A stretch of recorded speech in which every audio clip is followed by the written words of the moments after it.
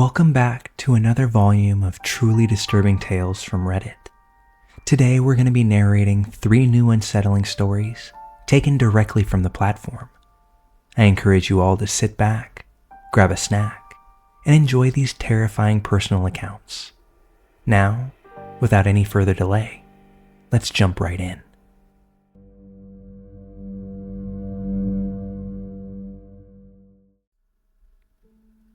The story that I'm about to share took place about 5 years back when I was still in my senior year of high school. At the time, my mother and I called Southern California home, and although that has since changed, the hairs on the back of my neck stand up every time I think about this particular evening. It was fairly late, maybe 8:30 or 9 p.m. We had just walked through the door after a long day of driving and visiting family. But before either one of us could settle in and get comfy at home, we realized that our cat had no food left in the house. We were both utterly exhausted from the day, so the idea of trekking off to Petco for Meow Mix was a bit of a nightmare in my book. While I really didn't want to go, my mother all but pleaded with me to make the trip with her. And after having my arm thoroughly twisted through parental guilt, I gave in. While I was stewing in my own wants to stay home and play Xbox, I had no idea then just how thankful I would be that I ultimately took the drive with my mom. A little more groundwork for the story. My mom drove a 2012 Honda Accord at the time. It was an economical, gas-saving car for my single mom, but she loved that thing. She had personalized floor mats, a nice sound system, and windows tinted so dark that it kind of felt like you were riding in a limo sometimes. I always loved the bass of the subs in the back, but looking back, that tint might have been the sweetest addition to that car. We pulled into the Petco parking lot where there were only a small handful of other cars spread around the lot. A few right in front of the store, a few more towards the very back of the lot. But only ours seemed to take up the ground in between.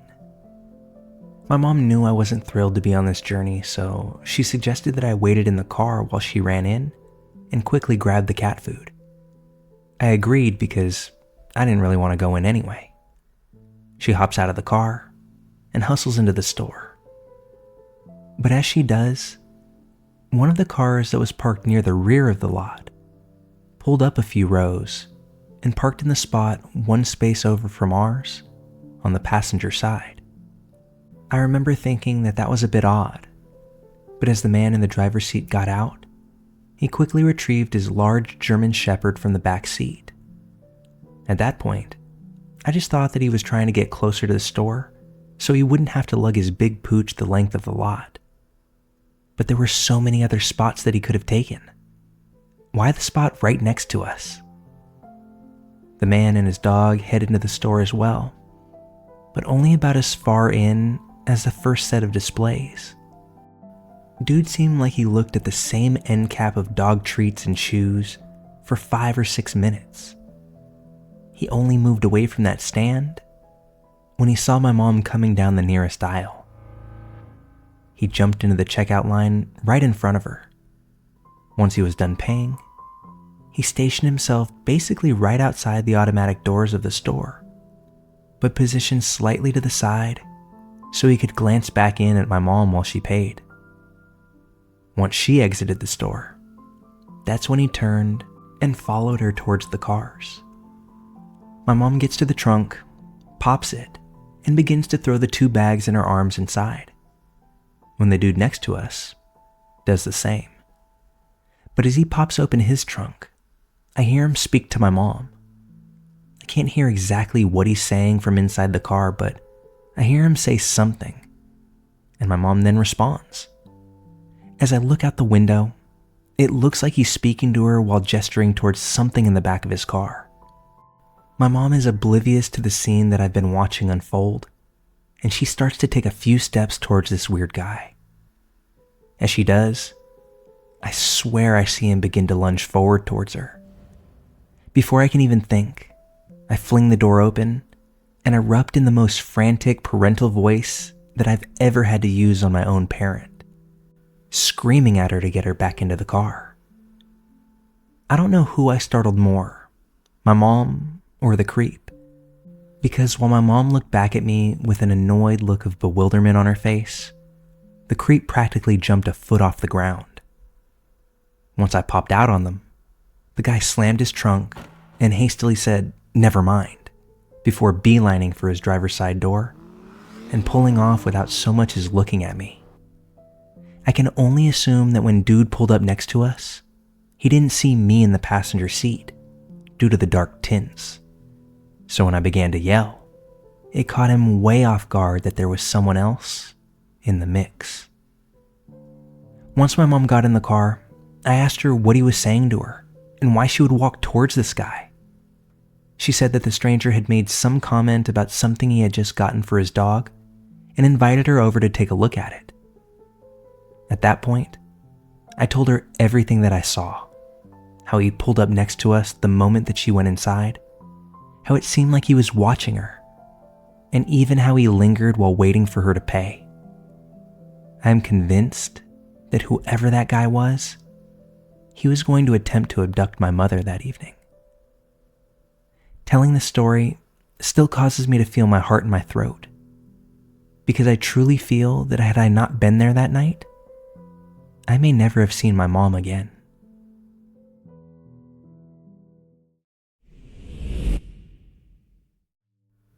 This happened when I was around 17 years old, and is still happening today.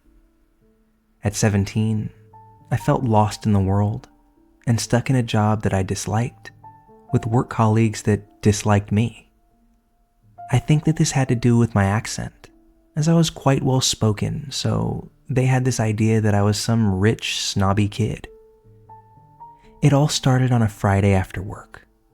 The factory I worked in had a half day on Fridays, so I would just spend the rest of the day wandering around the city that I lived in. It had been a tough day of relentless mocking, and I was reaching my breaking point.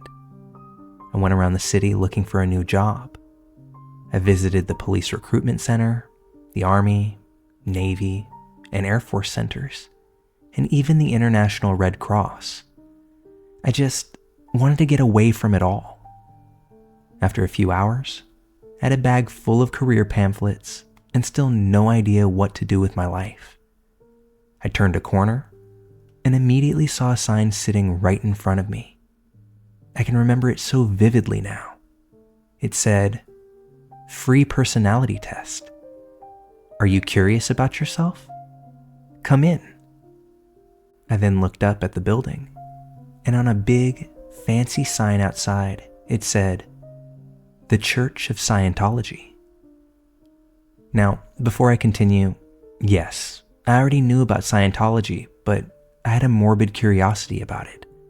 I had heard all the horror stories and goings-on inside the church. But Tom Cruise was my favorite actor, and he seemed to have his life sorted out pretty well. I feel now that those were some famous last thoughts right there. So I went inside. I was immediately greeted by a very nice lady. She asked me how I was doing and what she could do for me today. I asked if I could speak to somebody about the church and the personality test. She smiled and said, "I would be happy to. Please take a seat and I'll get you someone to speak to." After a moment, I was introduced to an older man named Alan, and he was the head of my city's Scientology center. Alan took me to a small room to speak privately. When we entered, I immediately noticed a large picture of L. Ron Hubbard on the wall. We sat down and had a friendly chat. I told him about how I was unhappy about where my life was going. I told him about how I wanted to leave, plus all the trouble that I was having at work. He seemed genuinely concerned for me, and I felt as if he wanted to help. After a while of talking, I agreed to do the personality test. He gave me the test and left the room saying to give the test to the receptionist after I had finished. 2 hours later, I was done. Not joking, that's really how long it took. It was about 500 questions about anything and everything. I handed it in to the receptionist, and she told me it would take some time to process. In the meantime, Alan had told her to take me to their private cinema and show me a film. I thought it was just going to be some old room in the back with a TV on the wall, but no. They did indeed have a private cinema. It could seat around 50 people and had a large screen in the front. It did feel a bit weird just being there by myself, in a cinema owned by Scientology. But I bet that hasn't happened to many people. Or maybe it has. Anyway, I sat down and they played me the film. It was about 30 minutes long and consisted of a narrator explaining those strange feelings you sometimes get, with some mediocre acting following along. I remember a section about how much you doubt yourself, knowing you have a locked door, but going back to check multiple times. At one point, the film showed how a past event that happened to your mother while she was pregnant with you could affect your life in a negative way. Example, your mother was sick on a flight, so now you're scared of flying. I also vaguely remember something about rotten eggs and how much an event involving them can hurt you. I know it sounds absurd, but in some ways, the film really made sense to me. When the movie was done, I was taken to Alan's office and he told me my results. He told me that I was extremely depressed, one of the most unmotivated people he had ever met, lacking cognitive thinking, and I was a waste of talent.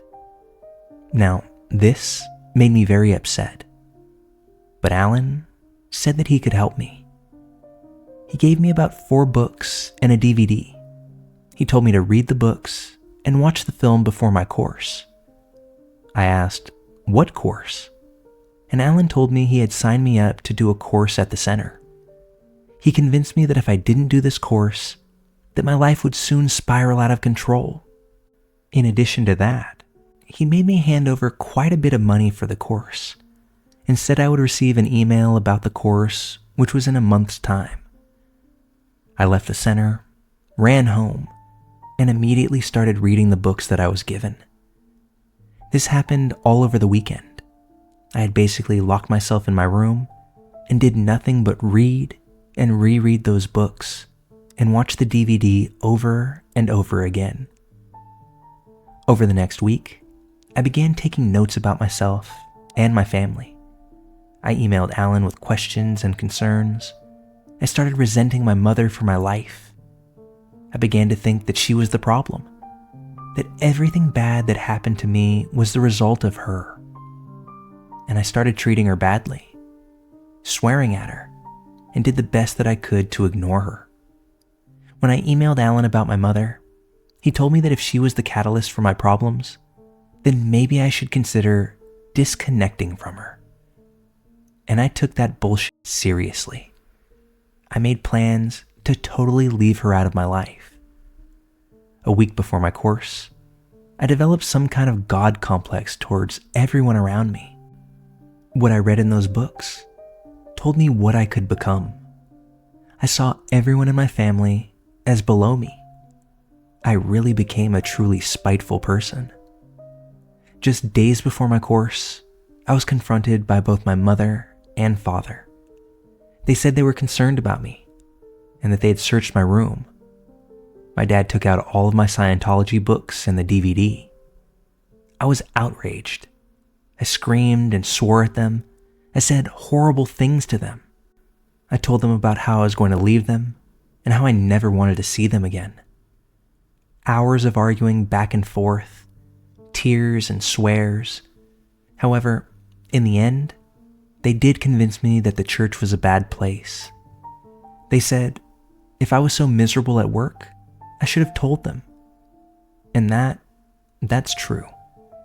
To this day, I can't believe I didn't say anything to them. Instead, I went to the Church of Scientology.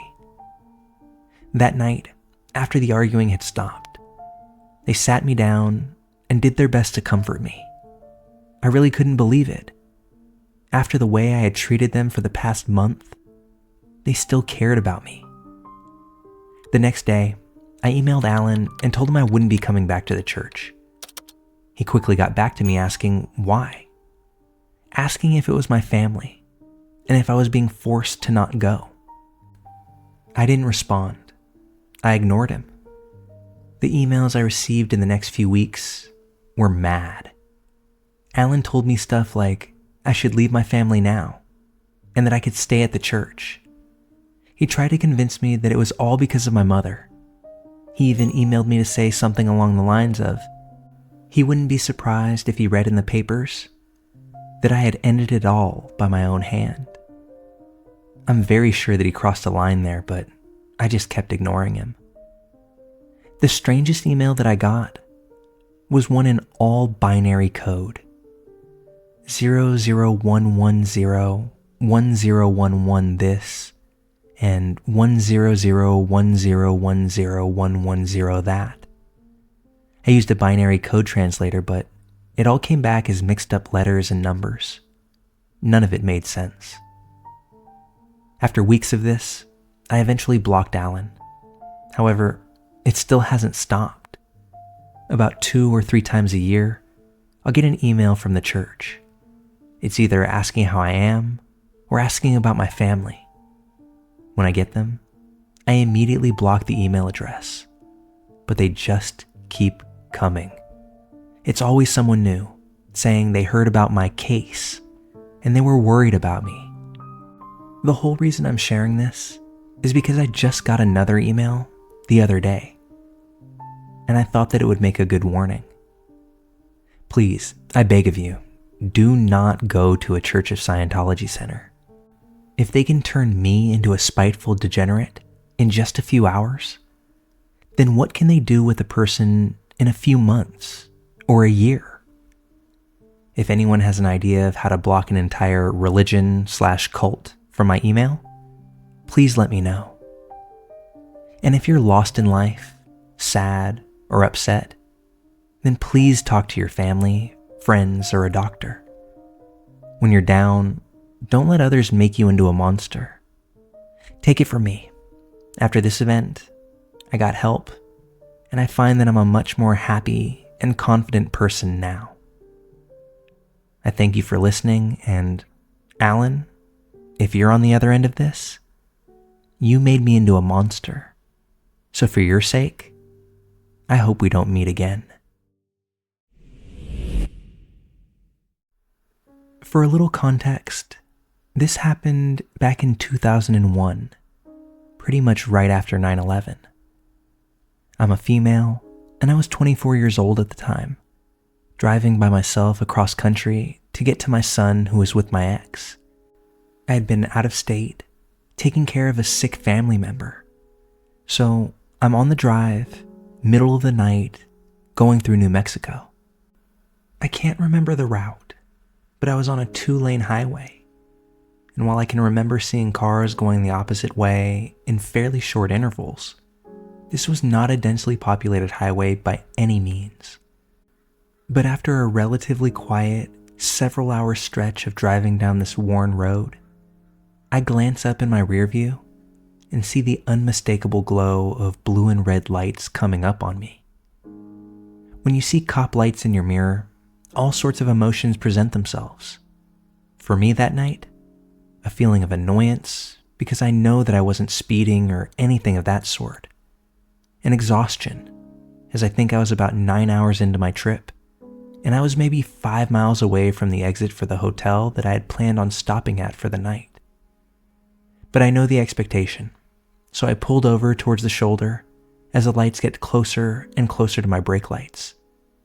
As the cop car pulls off as well, they flip the flashing lights off.